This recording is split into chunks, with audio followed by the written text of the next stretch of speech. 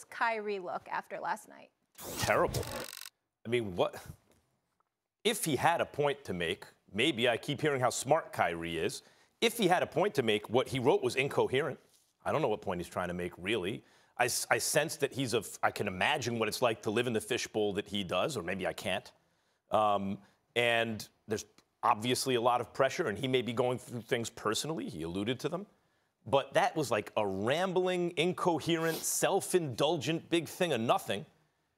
First of all, I don't think, like, obtrusive, I don't think he meant obtrusive. I was kind of figuring out Kyrie, what are you talking about? And also, like, capitalized spelling of words that aren't supposed to be capitalized, and at the end he has this big thing, what was it, like life or something like that, as though it's supposed to be some big point or profound. It was juvenile, it was silly, it was hard to understand. There was nothing interesting in it. If he does have something interesting to say, he didn't say it there, or not, he didn't articulate it well. But beyond that, it's like you're playing yourself. You're showing that this stuff is getting to you, the fans are getting to you, and you're doing it on a night when Kemba Walker gave you the business. Kemba Walker's just balling. 39 points. I mean, Kyrie didn't play, but 39 points in a win. The team is better with Kemba Walker, Stephen A. Kyrie, I don't want to compare him to Antonio Brown. But the reason I bring AB up is because I'm like, AB can't get right. AB has got to hit bottom in a way that he understands before he can really start getting himself right. Kyrie, to me, seems to be in a place where he still doesn't understand whatever it is that's going on with him, what's going on with him, so that he can get right. So that he can be the kind of player, well, he is the kind of player, he's a great player. He can be the kind of force in the locker room and on a team that leads to a constructive kind of team chemistry. Because this is the third stop now where you're hearing things. And it started right away. It didn't take a season or anything. It started like a couple weeks in. He's putting on like the greatest show on earth when he's healthy. It's unbelievable how spectacular. But what I say, I expected the team's record to be like the same as last year, because it's not contributing to a better situation than the situation he found. And this look is just a bad look for Kyrie. I don't disagree with you. I have a different take, but I don't disagree with what you're saying. Max is right. It was a bad look. It really, really was.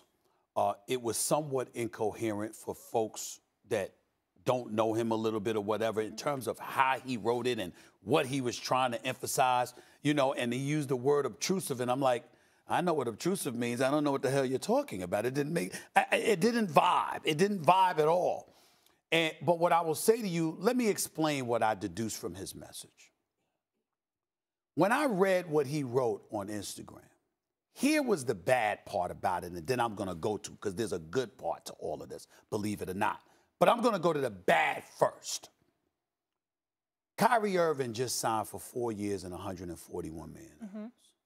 That is an average of over $35 million a year. No, money is not everything, and we all get that. But damn it, it's your job.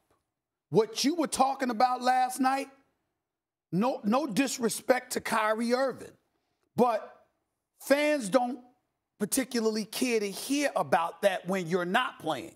Now, if you're playing and you're performing, but there are other things going on, fans will rally behind you because you went out there and you did your job in the throes of all of this internal adversity that's going on. But when you've missed your 7th straight game, even though you're averaging 28, 7, and 5 on the season, when you've missed your 7th straight game, when the team is 500, when the belief is supposed to be that you got that money because they're better with you, and then you're not playing, and on top of it all, you don't show up when your team is going against your former team in front of a crowd you promised you would re-sign with. That's a great point, because a lot of people thought he was ducking a hostile environment. But see, that's the point. I think that's unfair. And I'm not saying it is. I'm not saying it's fair. I think it's important. What I'm saying is I think it's important that Kyrie Irving and his supporters recognize the fact that the fans in Boston were booing you, A, because you said you wanted to be back, B, when you left, Max remembered. He owned it and said it was my fault. I should have been a better leader. I had a bunch of stuff going on. But it was after you left and signed with Brooklyn that you confessed that you didn't do what you were supposed to do when you played for them. So they do have a license under those circumstances to to boo you and heckle you or whatever, as long as it doesn't cross the line. And I don't think Kyrie sucks or, you know what, where's Kyrie is beyond the pale. That's stuff that happens at sporting events. Just don't go beyond that and it's no problem. The flip side to it is, here's where I think it's a beautiful thing. I know Kyrie can ball. And I know that when you calling him out like that, the next time he is healthy and he shows up at TD Bank Garden, this is not somebody. Kyrie Irving is not the kind of ball player that's going to go like this. They're booing me. Let me. Oh, no, especially with Kemba dropping 39. Kyrie's going to be like this. He might go for 60. He showed you what he showed you. Now let me show you what I can do. So what I'm saying to you, for me, remember, because I always get back to basketball and loving these moments and the competition. And I'm telling you right now, you know how we use the saying from T.O., get your popcorn ready. Let me tell you something right now. If I got time, I don't give a damn where I'm at. I'm going to fly to Boston for that one. Because Kyrie Irving showing up at TD Bank Garden. Oh, my God. Boston, wait until you see Kyrie on that basketball court. Oh, my God. I agree. I think that's a great take. I think Kyrie might go for 60. He might go for 60. And you know what? Kemba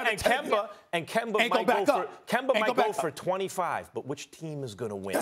That's my issue with Kyrie. Even look, I get that his style of play, to me, I've come to think of him as a type of player who can get you over the top if you have a great team. But maybe it could also mess with the chemistry. But maybe by himself, he's too ball dominant to make the team better. Is his team going to win or lose that game? I feel you on that. That's what I want. And I'm saying, just do me one favor for one regular season game. Just ignore it. Because let me tell you something right now. Let me tell you something right now. Kemba Walker ain't backing down now. ESPN team, whoever got that game tonight, you air that game. Thanks for watching ESPN on YouTube. For more sports highlights and analysis, be sure to download the ESPN app. And for live streaming sports and premium content, subscribe to ESPN+.